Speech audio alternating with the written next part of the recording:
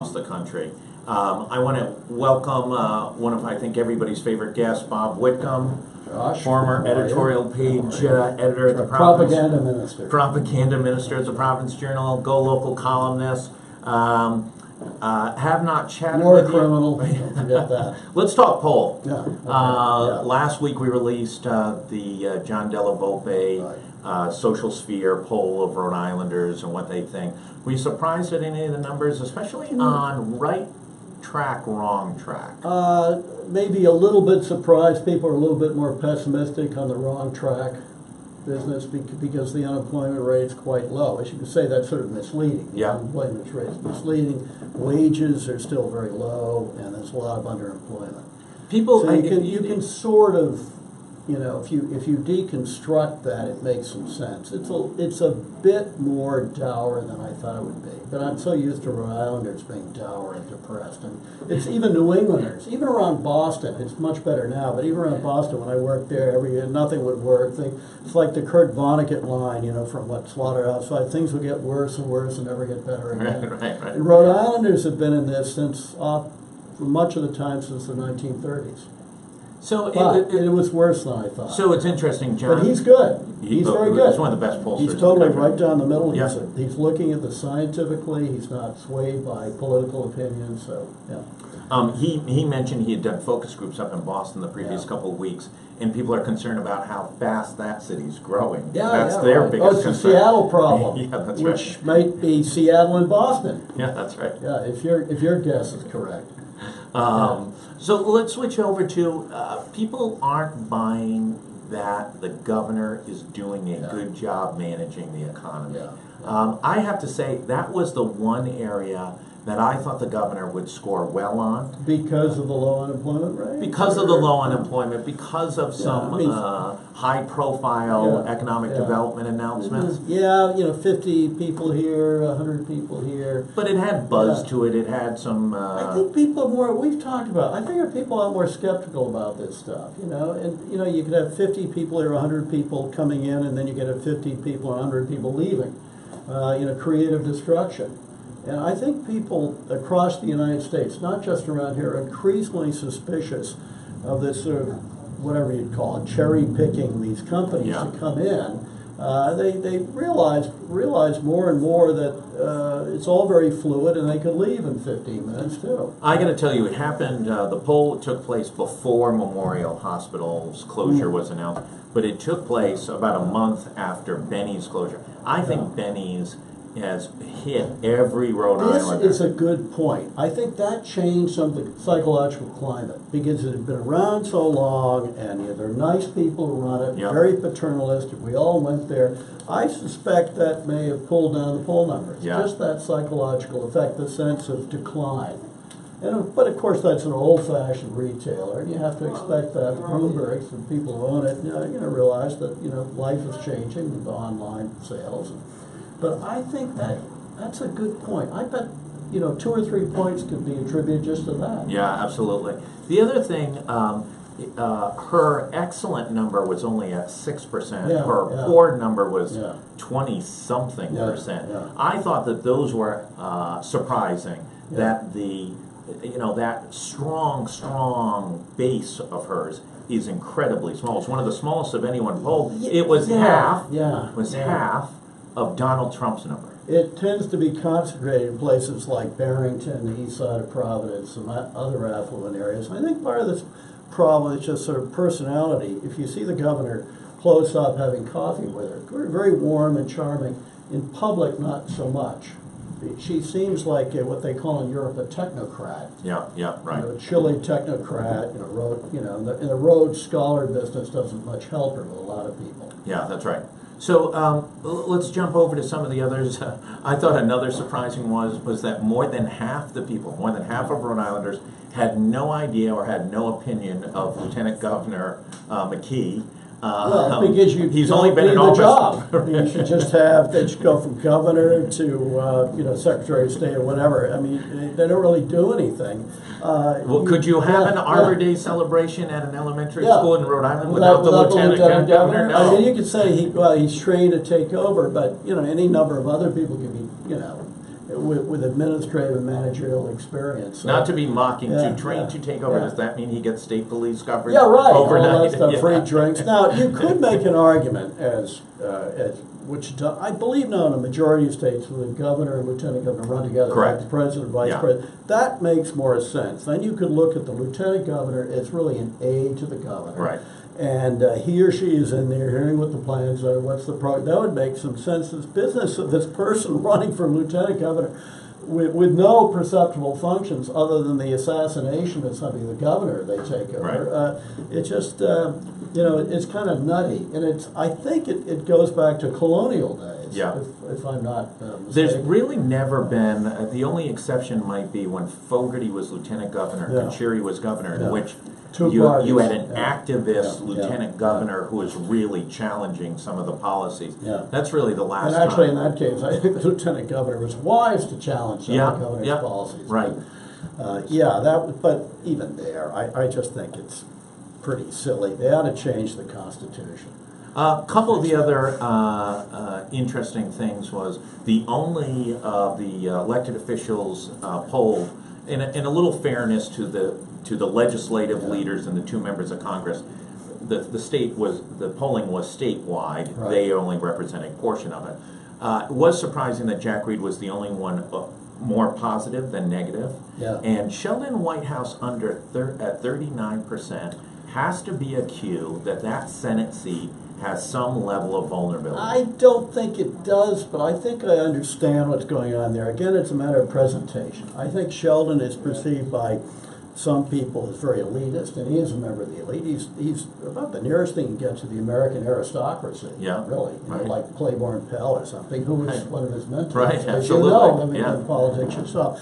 So I think he comes across sometimes in public as elite technocratic. Yeah. There was sort of a combination of Gina Raimondo, but kind of lord of the manor. Mm-hmm. And some people find him too, what's the word, didactic maybe? Again, in person, I know him somewhat well. He can be very charming and funny and warm and all that stuff. But that doesn't tend to come out. Is in it the also public. that problem right now of members of Congress, especially a senator who only runs every 6 years? Yeah. Nothing is happening, Yeah, right? So there's no successes. Right. Nothing has happened for a long time. You can complain about Trump all you want, but you're not getting anything Right. done either. Yeah, nobody and, is. Yeah. And whatever successes you're having, nobody hears about it. Yeah. Yeah, people can't keep track of these bills, but then as we discussed before I came out here, they don't read the bills anyway. Right, the members. I think we should remind everybody this bill which led to the sort of the firing of the guy who was going to run the DEA or something, Right. the drug, followed the unanimous passage of a bill which was basically a great giveaway and a warm blanket for the painkiller industry. Yeah, right. Everyone signed on to it. The president Obama gleefully signed it. Right. And so people see Good that. bill, I move passage, good bill, right? Great bill. It was a perfect bill, 100% correct. And so people see stuff like that, and it just makes them more cynical and bitter. And, Bob Flanders, I'm hearing, will have raised more money than maybe people anticipate. We'll know in about a week. I wonder how much money is coming from out of state. Yeah, that'll be an interesting Yeah, part. yeah, But yeah. at some point, it has the potential, because Republicans nationally have raised so much money, that this becomes a seat in play, where they think they could Scott Brown this if they thing. could take it right in such Huge a Democratic state, and Sheldon to some extent is a national figure, if they could take him Yeah. down, I think it's very unlikely. It would be interesting how this plays too, because Flanders is an establishment Republican. He's an Yeah. old-fashioned Republican. Yeah. He's not a Trump guy. No. So very, very But interesting. he's very time. smart. Yeah. He's very smart. He can evoke some warmth. Yeah. He's got a sense of humor. Certainly, he's qualified Right. to be in the Senate. Former Supreme Court Justice, Right. very accomplished business lawyer, Yeah. corporate attorney. Very well informed. Watch I that. doubt Rick. it. I doubt if he could take him down, but if he did, it would be quite a feather. I in the cap. don't necessarily agree. Am guesstimating that Yeah. he's going to win it. Yeah. Just watch that race become a race. Yeah. And Yeah. United States Senate races, people don't understand always how much resources can pour in. That Scott Brown, Elizabeth Warren race a few years ago they was were an totally blindsided. $80 million It race. was incredible, and Yeah. I think it blindsided a lot of people in the state. They had a sort of amiable, the Republicans had sort of an affable, good-looking guy, and Right. they were looking for that. I'll also say this, as a media company, we would not be opposed if Sheldon Whitehouse and Bob Flanders spent $80 million in Rhode Island I media. think that's a fine idea. I think I'll recommend that in my next Right, column. a memo, I think that's right. a fine idea, good for the macroeconomy. Good for small Absolutely. businesses here in Rhode Island. And we could put them in the studio here and then lock the door and see what That's happens. right. Kind of Little cool. MMA Right, fight or right. something. Let's jump over to the Paw Sox. Yeah. Overwhelmingly, they Yeah. have lost the public Yeah. on this deal. What do you think of the other polls that showed some support for them? I never quite believed them. Well, I think Della Volpe Based on polled what my friends the said. most significant, most alike questions. The outcome was functionally the same. When Yeah. you really looked at, would you support? However you twist the Correct. questions, This project's never been particularly popular, and over time it's gotten less and less popular. I was speaking with a member of the administration the other day, and they said, "What do you think the core issue is?" My takeaway is people are very uncomfortable giving billionaires tens of millions of dollars, Right. and they will share none of the risk. That's right. I mean, at That's the right, end of the yeah. day, if this They have project no goes risk, upside yeah. down, Right, yeah, it's yeah. going to be a moral obligation for the state of Rhode Island to pay off these bonds for the whole thing. The other thing, Josh, is I think the public is becoming increasingly aware that if you're talking about long-term economic development of jobs and so on, you have to put in stuff that everybody can use. The roads, education, Right. improved roads, education, infrastructure. And then you take advantage of your location, some of your institutions. Say around here, we've got the most famous art school in the United States. We're close to Boston, close to New York, Right. and then push that. And people see sort of collapsing bridges, and even with the roadworks project, some of the roads look like they're in Lagos or something. So why don't we spend the money on that? I think you're gonna. I hear this more and more. Why would we spend money to promote a private business? Last question, how damaging is UHIP to the governor, her reputation? And, Yeah. she got elected based on being competent, right? Right, She was smart. Yeah. she was competent, That's she the could get technocrat. things done, right. Yeah. She could analyze things and come up with the best solution. And Yeah. she's smarter than the likes of me. So, but Very this bright, really yeah. undermines that argument with a Well, it's a functionally. management issue, really. She's Right. clearly, Gina Raimondo is clearly a very bright woman. But it's a management issue. Heads should have rolled earlier. Other companies should have been found in this computer mess. I think it evokes in many minds a kind of lack of decisiveness, actually. The ability to fire somebody quickly when something is clearly not going well. And the other thing, I think it's obvious that hurts in this thing is the way this thing drags on. Yeah. A month. I thought this whole thing was going to be taken care of last year, or something like Yeah, that. Maybe well, they by, promised, they spring. declared, they'd given a And little it's like- declaration of success. It's like this sort of, like having the malaria virus. You keep taking pills and you still have it. And it affects a lot of people. Yeah. That's the other thing. And the most vulnerable. Yeah, the most vulnerable people. It's kind of like stuff at the Registry of Motor Vehicles. It's one of these sort of agencies that affects just tens of thousands of people. And so that's a problem. Could she have prevented this? Could she have mitigated this early? I don't know. But I do know the perception of not acting decisively to fix this is Yeah, no, I think it's a real problem. They also had that Tough, little tough bit of job. declaration of success Yeah. a few months Right. ago, Yeah. and now it seems Yeah. like it's just getting worse and worse. I think watch for this.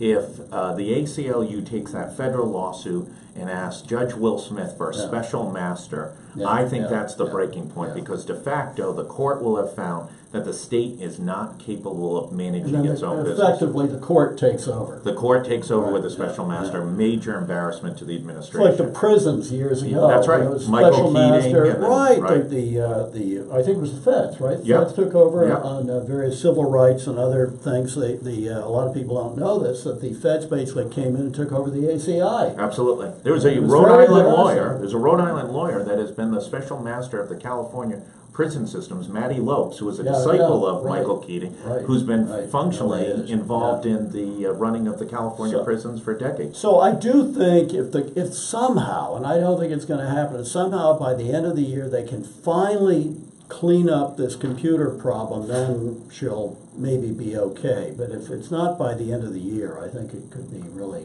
devastating. Well, as always, thank you so much, Bob Whitcomb, star columnist for GoLocal, man about town, Happy knows Halloween. everything. Happy Halloween. We're going to take a 1-second break. We're going to be back with a couple more All-Stars. Henry Kinch talking about the Paw Sox, and then a wildly interesting development over at Providence College.